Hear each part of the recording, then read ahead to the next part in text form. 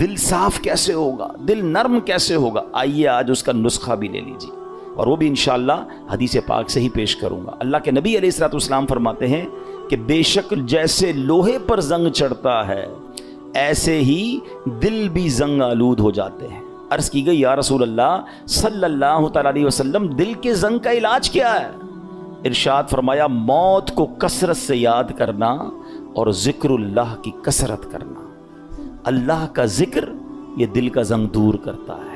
تلاوت قرآن یہ دل کا زنگ دور. آپ کو کبھی کبھی مزہ نہیں آئے گا, یہ بھی میں آپ کو بتا دیتا ہوں, پہلے سے بتا دیتا ہوں کہ جس کے دل میں پرابلم ہوتی ہے نا, وہ جیسے ہی ذکر اللہ کرے گا اس کو نیند آنے لگے گی, تلاوت کرے گا بوریت شروع ہو جائے گی, مسجد میں آئے گا ٹینشن شروع ہو جائے گی. اب آپ کو میں ایک فارمولہ دے دیتا ہوں.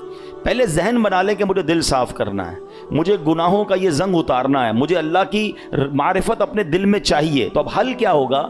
اب اس کو دنیا کی اگزامپل سے سمجھاتا ہوں. مثال کے طور پہ کسی کو بخار ہو جائے ہیں اور کوئی وائرس لگ جائے, کھانا اچھا نہیں لگے گا, پانی اچھا نہیں لگے گا, چائے اچھی نہیں لگے گی, جوس اچھا, گھر والے بیچارے سوپ بنا کے دیں گے, نہیں کھانا ہے, منہ کڑوا ہو جاتا ہے. اب کیا کرتے ہیں؟ اچھا نہیں لگتا پھر بھی کھاتے ہیں. آپ کو یہ پتا ہے بیک آف دا مائنڈ کہ تھوڑے دنوں کی بات ہے, بلکہ فیملی اچھی نہیں لگتی, بچے اچھے نہیں لگتے. جب بندہ بیمار ہوتا ہے تو ہم بچوں کو گھر سے تو نہیں نکال دیتے, ہمیں پتا ہے طبیعت میری خراب ہے. تھوڑے دن کے بعد جیسے ہی بیماری ہٹے گی کھانا بھی اچھا لگے گا, بچے بھی اچھے لگیں گے, ماحول سارا ٹھیک ہو جائے گا. پرابلم میرے اندر ہے, ہم کنٹینیو کھاتے ہیں.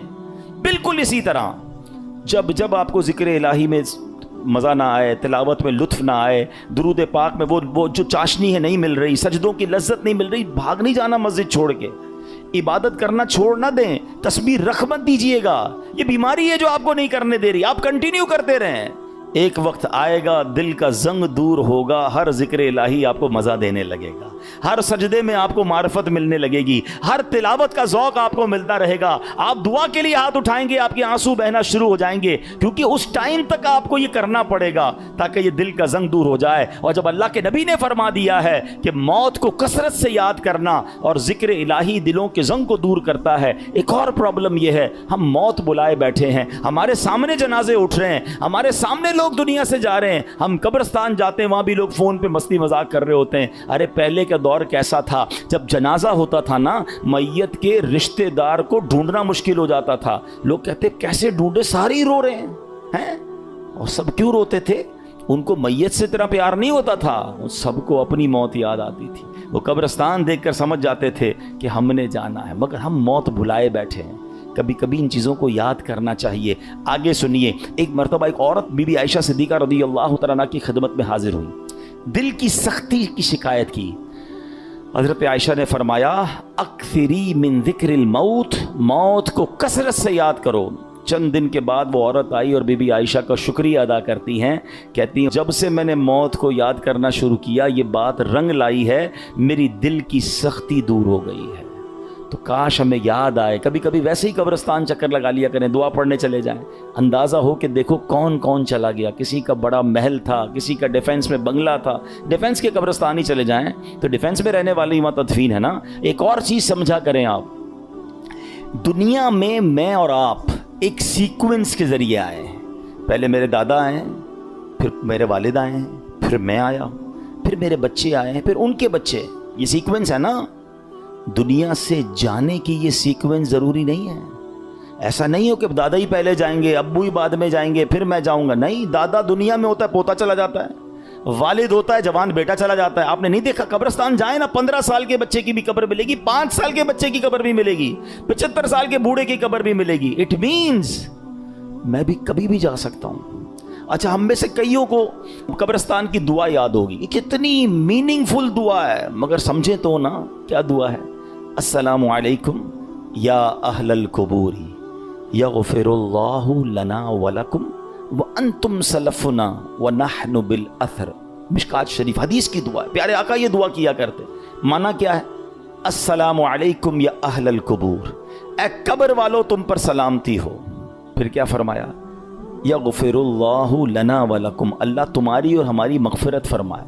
مگر جو اگلا جملہ ہے نا, انتم سلفنا ونحن بالاثر, تم پہلے چلے گئے ہو, ہم بعد میں آنے والے. کاش یہ بات سمجھ آ جائے. کہ میرا ٹھکانہ وہی ہے, جانا ادھر ہی ہے. کون سی ترم خانی کام آئے گی, کون سا جاہو جلال کام آئے گا, کون سے پیسے کام آئیں گے, کون سی پراپرٹی کام آئے گی, سب کچھ ادھر رہ جائے گا. اعمال کام آئیں گے. 2 گز کی قبر ہے, اربوں پتی کو بھی لٹھے کا کفن ہے, اور فٹ پاتھ پر مرنے والے کو بھی وہی کفن ہے. یہ میرا لباس ہوگا, یہ میری قبر ہوگی. تو موت کو کثرت سے یاد کرنا یہ دل کو نرم کر دیتا ہے, یہ اس دل کی سختی کو دور کرتا ہے. اللہ اکبر. اے میرے پیارے اسلامی بھائیو, اسی طرح اللہ والوں کی جو نگاہ ہوتی ہے نا, ہاں وہ کہتے ہیں نا, یک زبانہ صحبت با اولیاء بہتر اسد سالہ طاعت بے ریا.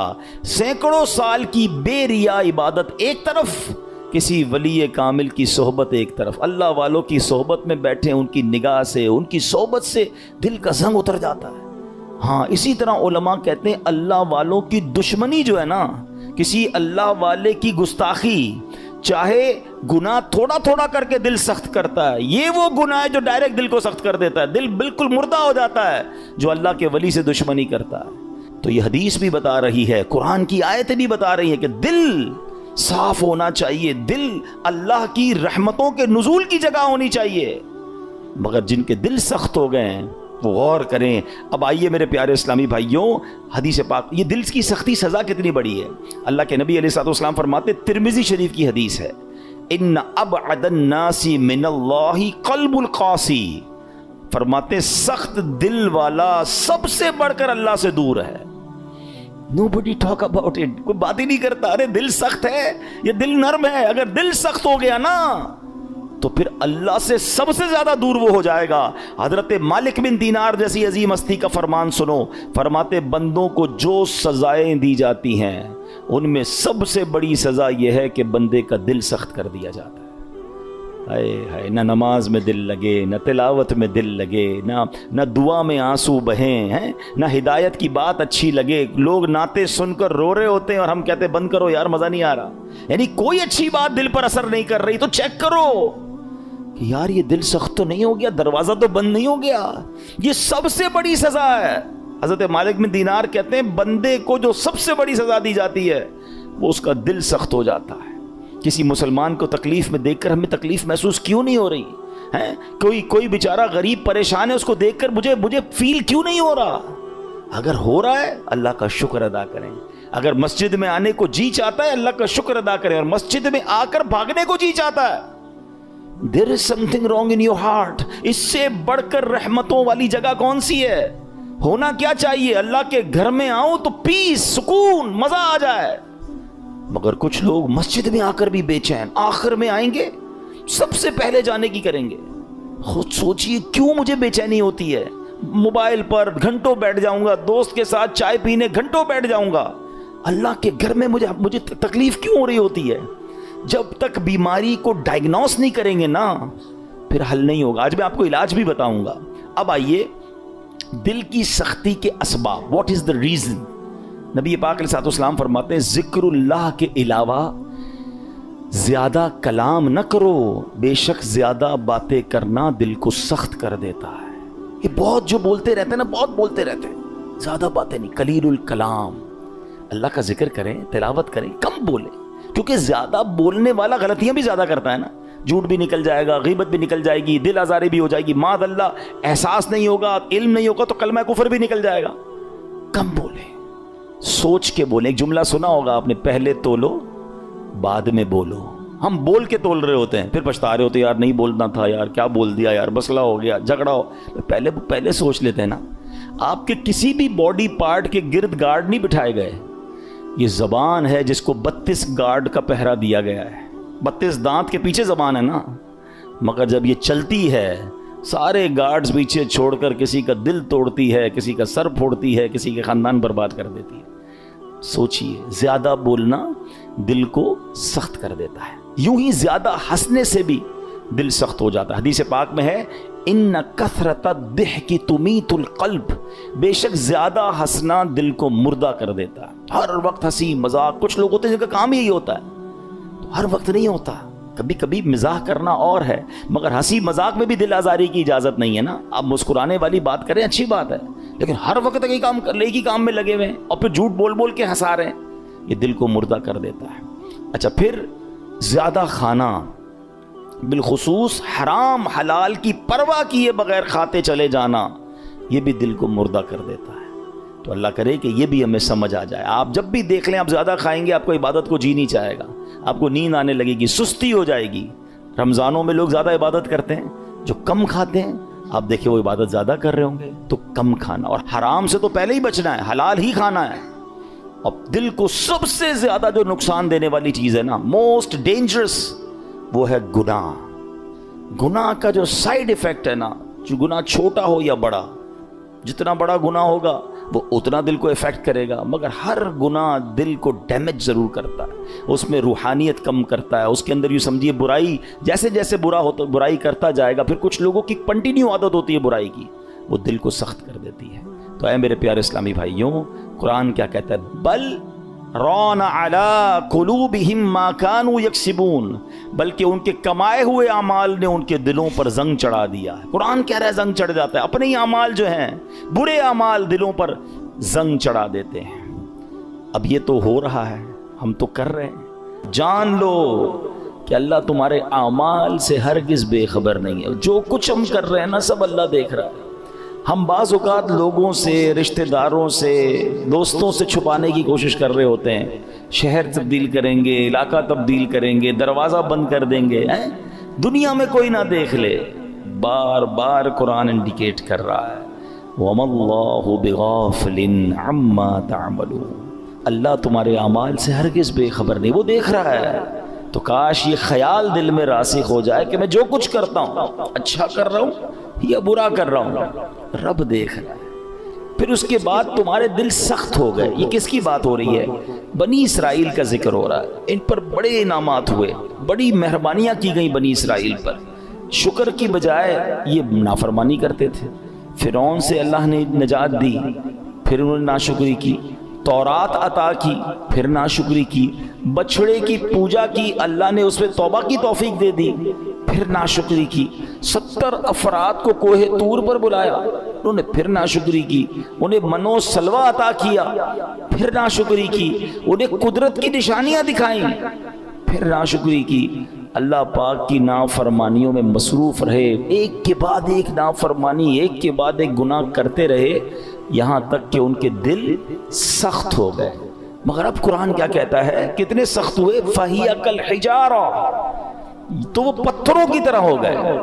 پتھر کتنا سخت ہوتا ہے سمجھیے گا، یاد رکھیے سختی کی اور بھی چیزیں ہوتی ہیں، لوہا بڑا سخت ہوتا ہے، لکڑی بڑی سخت ہوتی ہے، مگر لوہا آگ سے نرم ہو جاتا ہے، لکڑی پانی سے نرم ہو جاتی ہے، مگر پتھر کتنا سخت ہوتا ہے، نہ گرمائش میں پگھلتا ہے، ہتھوڑے مار مار کے اس کا برادہ تو کر سکتے ہیں، چورا چورا کر سکتے ہیں، مگر نرم نہیں کر سکتے۔ تو قرآن نے مثال کیا دی کہ دل پتھر سے سخت ہو گئے۔ اچھا پھر کہا او اشد قسوہ، پتھر سے بھی زیادہ سخت ہو گئے۔ اللہ اکبر، ان دلوں کا عالم کیا ہوگا کہ جن کو قرآن کہہ رہا ہے کہ تمہارے دل پتھر جیسے سخت بلکہ اس سے بھی زیادہ سخت ہو گئے۔ اللہ اکبر۔ اے میرے پیارے اسلامی، حالانکہ پتھر کی ایک اور تعریف قرآن خود آگے بیان فرما رہا ہے، وَإِنَّ مِنَ الْحِجَارَةِ لَمَا يَتَفَجَّرُ مِنْهُ الْأَنْهَارُ، پتھر میں تو کچھ وہ ہیں جن سے ندیاں بہتی ہیں، وَإِنَّ مِنْهَا لَمَا يَشَّقَّقُ فَيَخْرُجُ مِنْهُ الْمَاءُ، اور کچھ وہ ہیں جو پھٹ جائیں تو ان سے پانی نکلتا ہے، وَإِنَّ مِنْهَا لَمَا يَهْبِطُ مِنْ خَشْيَةِ اللَّهِ، اور کچھ وہ ہیں جو اللہ کے ڈر سے گر پڑتے ہیں، یعنی پتھر بھی اللہ کا خوف کرتے ہیں۔ پھر فرمایا وَمَا اللَّهُ بِغَافِلٍ عَمَّا تَعْمَلُونَ، اور اللہ تمہارے اعمال سے ہرگز بے خبر نہیں۔ اب یہاں بڑی یونیک معلومات، اسٹونز کے بارے میں، پتھر کے بارے میں قرآن نے کیا فرمایا؟ پتھر چاہے کتنے سخت ہوں، اللہ کے نافرمان نہیں ہوتے، یہ بھی پھوٹ پڑتے ہیں، ان سے بھی چشمے جاری ہوتے ہیں، خوف خدا کے سبب بڑی بڑی چٹانیں، بڑے بڑے پتھر لڑک جاتے ہیں، لیکن گناہ گاروں کے دل جب سخت ہو جائے نا تو وہ اتنے سخت ہوتے ہیں کہ وہ پتھر سے بھی زیادہ سخت ہو، ان پر کوئی بات اثر نہیں کرتی، اللہ کا حکم سن کر یہ زیر نہیں ہوتے، عذاب کا تذکرہ سن لیں تو ان پر خوف طاری نہیں ہوتا، جنت کی نعمتوں کا سن لیں پھر بھی دل مائل نہیں ہوتا۔ اے میرے پیارے اسلامی بھائیوں، غور کیجیے، آج کے دور میں بھی بعض اوقات ایسے بندے دکھتے ہیں کہ جن کے دل سخت ہو جاتے ہیں، اور سختی کی قرآن نے وجہ جو تفسیر میں ہم نے سنی کہ گناہ پر گناہ، ایک کے بعد ایک دوسرا گناہ۔ حدیثوں میں یہ مضمون ملتا ہے کہ بندہ جب ایک گناہ کرتا ہے نا تو اس کے دل پر ایک نقطہ لگ جاتا ہے، بلیک ڈاٹ۔ دوسرا گناہ کرتا ہے، پھر دوسرا نقطہ، تیسرا کرتا ہے، تیسرا نقطہ، ایک وقت آتا ہے پورا دل ہی کالا ہو جاتا ہے۔ اب ہدایت کی کوئی بات اثر نہیں کرتی ہے۔ اسی لیے کہتے ہیں نا، جیسے ہی گناہ ہو جائے ویسے ہی توبہ کر لو، جیسے ہی نافرمانی ہو جائے ویسے ہی نیکی کر لو۔ کلیریفائی ہونا چاہیے، ہارٹ پیور ہونا چاہیے، آنسو بہایا کرو اللہ کی بارگاہ میں کہ یہ دلوں کو دھو دیتا ہے، دلوں کو صاف کرتا ہے، بندہ خوف الہی سے لرزتا رہے۔ مگر آج حال یہ ہے کہ دل اتنے سخت ہو گئے کہ کوئی ہدایت کی بات اثر کرنا تو دور کی بات، اچھی بھی نہیں لگتی۔ آج کے دور میں کسی سے اچھی بات کرو، قرآن کی بات کرو، دین کی بات کرو، لڑنے لگ جاتا ہے مسلمان ہو کر۔ یہ کیا ہر وقت بات یہ لگائی بھی ہے، کیوں بھائی اللہ رسول کی بات کرتے ہو، ہم کوئی اور بات کر رہے ہیں۔ خود سوچیں، ہمیں ہر اس شخص کو سوچنا چاہیے کہیں دل سختی کی طرف تو نہیں جا رہا ہے۔ اچھا، اب پتھروں میں شعور ہوتا ہے، یہ بڑی عجیب بات آج ہم نے سنی، شاید بہت ساروں کے لیے نئی بات ہوگی۔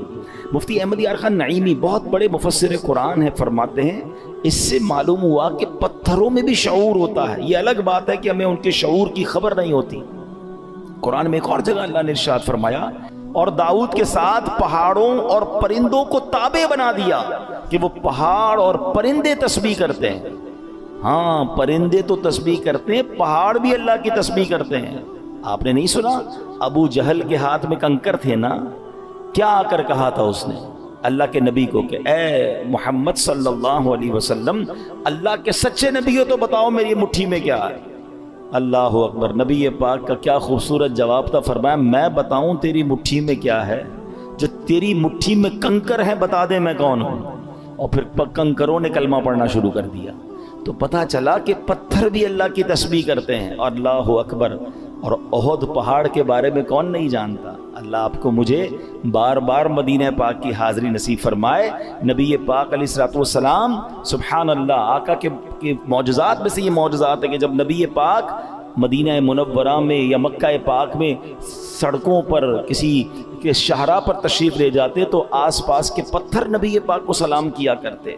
احد پہاڑ کے متعلق آقا نے فرمایا، احد پہاڑ ہم سے محبت کرتا ہے، ہم اس سے محبت فرماتے ہیں۔ اب پہاڑ نبی پاک سے محبت کرتا ہے، اور یہ کیسا خوبصورت پہاڑ ہے کہ نبی پاک علیہ الصلوۃ والسلام نے فرمایا کہ احد میرے ساتھ جنت میں جائے گا۔ اب یہاں علماء نے اور خوبصورت بات کی کہ پہاڑ نبی پاک سے محبت کرے تو جنت میں جائے، تو جب امتی محبت کرے تو اس کا تو عالم ہی کچھ اور ہوگا نا۔ تو محبت رسول یہ جنت میں جانے کا سبب ہے۔ مگر جو ہمارا ٹاپک ہے کہ اللہ کی عطا سے یہ پہاڑ، یہ پتھر بھی رب کی تسبیح کرتے ہیں، ان میں بھی شعور ہوتا ہے۔ اللہ اکبر۔ اور احد کے پہاڑ کی تو یہ فضیلت ہے کہ ایک جگہ نبی پاک علیہ الصلوۃ والسلام نے فرمایا، جب تم احد پہاڑ کے پاس آؤ فَكُلُوا مِن شَجَرِهِ، اس پر اگنے والے درخت کے پتے بطور تبرک کھا لیا کرو ہے۔ اور پھر فرمایا اگرچہ احد پہاڑ پر اگنے والے درخت کے صرف کانٹے ہی ملے، اگر پتے نہ ملے تو کانٹے چبا لیا کرو۔ اب یہاں تبرک کی دلیل بھی ملتی ہے، بھائی کانٹا کھانے سے کیا فائدہ ہوگا، پتا کھانے سے کیا فائدہ ہوگا، مگر چونکہ یہ جنتی پہاڑ ہے تو آقا نے فرمایا اس سے کچھ نہ کچھ کھا لیا کرو، تبرک لیا کرو۔ اب پہاڑ مبارک کیسے ہو گیا کہ یہ پہاڑ نبی پاک سے محبت کرنے والا ہے۔ تو ہم دوبارہ آتے ہیں پیارے اسلامی بھائیوں کہ ایک تو ہم نے یہ سنا قرآن کہتا ہے کہ کچھ پہاڑ پھٹ پڑتے ہیں، کچھ میں سے نہریں جاری ہوتی ہیں، کچھ سے پانی جاری ہوتی ہے، کچھ خوف خدا سے گر پڑتے ہیں۔ ایک بار امام ابو القاسم کشیری رحمۃ اللہ تعالی لکھتے ہیں کہ اللہ پاک کے ایک نبی کہیں سے گزر رہے تھے، آپ نے ایک چھوٹا سا پتھر دیکھا، مگر اس چھوٹے سے پتھر سے مسلسل پانی بہ رہا تھا۔ آپ بڑے حیران ہوئے، اللہ پاک نے اس پتھر کو بولنے کی طاقت عطا فرمائی، اور پتھر کہتا ہے کہ اے اللہ پاک کے نبی، جب سے میں نے سنا ہے معلوم ہوا ہے کہ جہنم کا ایندھن آدمی اور پتھر ہیں۔ قرآن کہتا ہے نا، اے ایمان والو اپنے آپ کو اپنے گھر والوں کو جہنم کی آگ سے بچاؤ جس کا ایندھن آدمی اور پتھر ہے۔ تو ہم آدمیوں پر تو پتہ نہیں اثر ہوا نہیں ہوا، وہ پتھر کہتا ہے جب سے مجھے معلوم ہوا ہے کہ جہنم میں پتھر ڈالے جائیں گے، جب سے میں رو رہا ہوں، جب سے خوف خدا کی حالت سے میری حالت بری ہے، اور یہ جو میرے اندر سے آپ پانی نکلتا دیکھ رہے ہیں یہ خوف خدا کے باعث ہے۔ آپ اللہ کے نبی تھے، آپ نے اللہ کی بارگاہ میں دعا کی اور اللہ پاک نے یا اللہ اس پتھر کو جہنم سے محفوظ فرما دے، دعا قبول ہو گئی۔ آپ چلے گئے کہیں، واپس آئے تو پھر اس پتھر سے پانی نکل رہا تھا، تو آپ نے کہا کہ اب تو تمہیں جہنم سے آزادی کی خوشخبری مل گئی، پھر کیوں رو رہے ہو؟ پتھر کو اللہ نے پھر قوت گویائی دی، کہتا ہے ذالک کان بکاء الحزن والخوف وہذا بکاء الشکر والسرور، کہتے حضور پہلے جو آنسو تھے وہ غم اور تکلیف کے تھے، اب جو آنسو ہیں وہ خوشی کے آنسو ہیں کہ اللہ نے جہنم سے آزاد کر دیا۔ تو یہ اللہ کی مخلوقات ہیں، اللہ پاک، یہ دنیا میں ہر طرف رب کا ذکر ہو رہا ہے، یہ اشرف المخلوقات کہلانے والا ہی غافل ہو جاتا ہے، حالانکہ ہم مجھے اور آپ کو بنایا ہی اللہ کی عبادت کے لیے۔ دیکھیں نا، ہر چیز کے بارے میں ہم یہ جاننے کی کوشش کرتے ہیں what is the reason of the creation. Mobile کیوں بنا ہے؟ بات کرنے کے لیے بنا ہے۔ اگر اس میں بات کرنے کی صلاحیت ختم ہو جائے، کوئی فنکشن نہ چلے، کیا کریں گے؟ موبائل کا گاربیج کر دیں گے نا۔ پین کیوں چلتا ہے؟ پین کیوں بنا؟ لکھنے کے لیے، لکھنا ہی نا، انک ختم ہو جائے آپ کیا کرتے ہو؟ پھر بھی لگاتے ہو، پھینک دیتے ہیں۔ جو چیز جس لیے بنائی گئی اگر وہ کام نہ کرے تو اسے ڈسپوز کر دیا جاتا ہے۔ ہمیں کیوں بنایا گیا ہے؟ کبھی سوچا آپ نے؟ قرآن بتائے گا نا، ہمیں بنایا اللہ نے، تو اللہ ہی فرمائے گا نا کیوں بنایا، واٹ از دا ریزن۔ قرآن میں رب فرماتا ہے وَمَا خَلَقْتُ الْجِنَّ وَالْإِنسَ إِلَّا لِيَعْبُدُونِ، ہم نے نہیں بنایا انسان اور جنات کو، بس there is only one reason إِلَّا لِيَعْبُدُونَ، ہم نے اپنی عبادت کے لیے بنایا ہے۔ یعنی میں اور آپ بنے اللہ کی عبادت کے لیے، کام کچھ اور کر رہے ہیں۔ نمازیں ہماری قضا ہو رہی ہیں، روزے بہت بڑی تعداد میں لوگ نہیں رکھ رہے، اللہ کی عبادت سے دور، حالانکہ بنایا اس لیے گیا ہے۔ اور یہ پتھر کا واقعہ آپ نے سنا کہ یہ اس لیے رو رہا ہے کہ کہیں جہنم میں ڈال نہ دیا جائے۔ کبھی ہمارے آنسو بہے، کبھی ہمیں یہ خیال آیا کہ کہیں مجھے جہنم میں نہ ڈال دیا جائے، کہیں مجھے ایندھن نہ بنا دیا جائے جہنم کا۔ اللہ اکبر۔ اب آئیے بیان میں، جیسے میں نے شروع میں کہا کہ ایک بیماری کا ذکر ہوگا، اللہ اس بیماری سے بچائے، اور وہ بیماری ہے دل کی سختی۔ کیا کہا قرآن نے؟ ثم قست قلوبکم من بعد ذلک فہی کالحجارۃ او اشد قسوا، پھر اس کے بعد تمہارے دل سخت ہو گئے تو وہ پتھروں کی طرح ہیں، بلکہ ان سے بھی زیادہ ہیں۔ اب دل کتنا اہمیت، کتنا امپورٹنٹ پارٹ ہے ہماری باڈی کا۔ پیارے آقا علیہ الصلوۃ والسلام حدیث پاک میں ایک جگہ ارشاد فرماتے ہیں جسم میں ایک خون کا لوتھڑا ہے، وہ ٹھیک ہو جائے سارا جسم ٹھیک ہو جائے گا، اور جب وہ لوتھڑا بگڑ جائے نا تو سارا جسم بگڑ جاتا ہے۔ اور سن لو، وہ لوتھڑا، وہ پارٹ آف دا باڈی، بدعہ کیا ہے؟ وہ قلب ہے، وہ دل ہے۔ تو دل کا خیال میڈیکلی تو لوگ رکھ رہے ہیں، یار کولیسٹرول نہ ہو جائے، ہارٹ اٹیک نہ ہو جائے، بلڈ پریشر نہ ہو جائے، والوز بند نہ ہو جائیں، وینز کھلی رہیں، بڑا خیال ہے۔ ٹھیک ہے، یہ تو ظاہری اس دل کی کیفیت ہے نا، مگر اگر اس دل میں ایمان ہی نہ ہو، اس دل میں معاذ اللہ سختی آ جائے، ہدایت کی کوئی بات ہی اثر نہ کرے، یہ دل معاذ اللہ غیبت، چغلی، بغض، کینہ، تکبر اور برائیوں کی آماجگاہ بن جائے تو یہ تو برباد کر دے گا نا، ایمان برباد کر دے گا۔ ہمیں جان لینے والے مرض کا ڈر ہے، ہم ڈسکس بھی کرتے ہیں، ڈاکٹر کے پاس بھی جاتے ہیں، ٹیسٹ بھی کراتے ہیں، جناب بتائیں ہارٹ اٹیک نہ ہو، میری باڈی ٹھیک رہے، کتنی ایکسرسائز کرنی ہے، everybody talk about it. وہ کیوں؟ کہ جان چلی جائے گی نا۔ مگر مجھے بتاؤ، جان جانا زیادہ خطرناک ہے یا ایمان جانا زیادہ خطرناک ہے؟ جان تو ویسے ہی جانی ہے، آج نہیں تو کل چلی جائے گی، مرنا تو ہے ہی، اس سے تو کوئی نہیں بچ سکتا، مگر ایمان سلامت لے کر قبر میں جانا یہ زیادہ ضروری ہے نا۔ تو ہے میرے پیارے اسلامی بھائیوں، اللہ والوں کی صحبت اختیار کریں، نیک لوگوں میں بیٹھا کریں، تلاوت قرآن کریں، ذکر الہی کریں، موت کو کثرت سے یاد کریں، تو یہ دل جو ہے اس کی سختی سے ہم محفوظ رہیں گے۔ وہ پتھروں کے بارے میں دیکھیں نا کہ پتھر خوف خدا سے روتا ہے، پتھر ذکر الہی کرتا ہے۔ ارے ہم تو اشرف المخلوقات ہیں، تو ہمیں تو اللہ کی یاد زیادہ کرنی چاہیے۔ تو بہرحال میرے پیارے اسلامی بھائیوں، یہ چند باتیں آج ہم نے سنی ہیں، اللہ پاک ہم سب کو عمل کرنے کی توفیق عطا فرمائے۔